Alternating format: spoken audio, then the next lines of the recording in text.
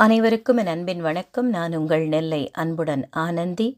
காற்றின் கால்தடங்கள் தன்முனை கவிதை தொகுப்பு நூலில் அடுத்த கவிஞர் முனைவர் பாலநேத்திரம், மிஷிகன், அமெரிக்காவிலிருந்து. தமிழ்நாட்டில் பிறந்து வட அமெரிக்காவில் மிஷிகனில் வசிக்கும் இவர் மரபுக் கவிதை எழுதுவதில் நாட்டம் உள்ளவர். முன்னாள் அமெரிக்க வானொலி ஒலிபரப்பாளர், மேடை நாடக நடிகர் மற்றும் கதாசிரியர். எழுதிய நூல்கள் 2, பங்கேற்ற தொகுப்பு நூல்கள் 8. இவருடைய கவிதையிலிருந்து ஒன்று உங்களுக்காக. தினமும் திறமையை தூண்டி உளவழி வடிப்பவர் தாயே, சிலையின் விருப்பமும் கேட்டு செதுக்கிடும் வித்தகி அவரே.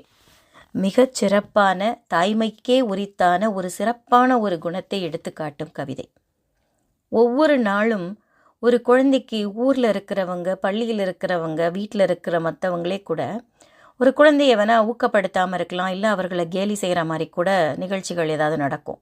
ஆனால் பிள்ளை என்னதான் செஞ்சாலும் நீ சூப்பராக பண்ணடா, நீ சூப்பராக வருவடா அப்படின்னு சொல்லக்கூடிய அந்த குணம் தினமும் அந்த குழந்தையின் திறமையை தூண்டி தூண்டி வளர்க்கக்கூடியவள்.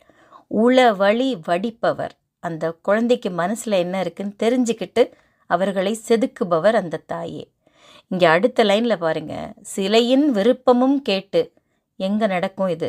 அப்போ சிலையின் விருப்பத்தையும் கேட்டு செதுக்கிடும் வித்தகி அவரேன்னு அவருடைய புலமைக்கு சான்றாக இந்த கவிதை அமைந்துள்ளது. வாழ்த்துக்கள். நன்றி.